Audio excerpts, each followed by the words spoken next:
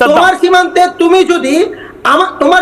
তুমি যদি আমার সাথে যুদ্ধ করার পূর্ব প্রস্তুতি নিয়ে রাখো, তাহলে আমি নিশ্চিত তোমার সেই প্রস্তুতি যে হচ্ছে এবং এটা যে করা উচিত না সেই বিষয়ে আমি বলবার সব বুঝলাম। শুনে নাও এবার, একইভাবে তোমরাও তাই রাখো।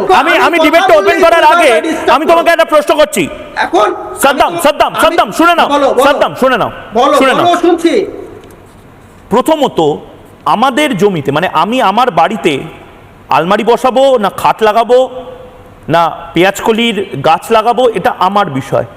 তোমরা বিজেপিকে এই অধিকারটা কে দিল যে আমার জমিতে এসে খবরদলালি মারার?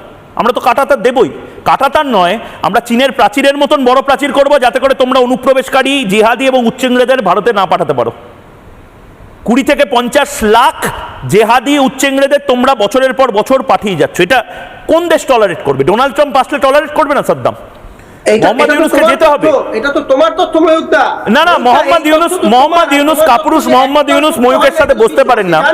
মোহাম্মদ ইউনূসের বেশি দিন নেই আর সাদ্দাম। 140 কোটি মানুষের মধ্যে কত তুমি বুঝতে পারছো তো?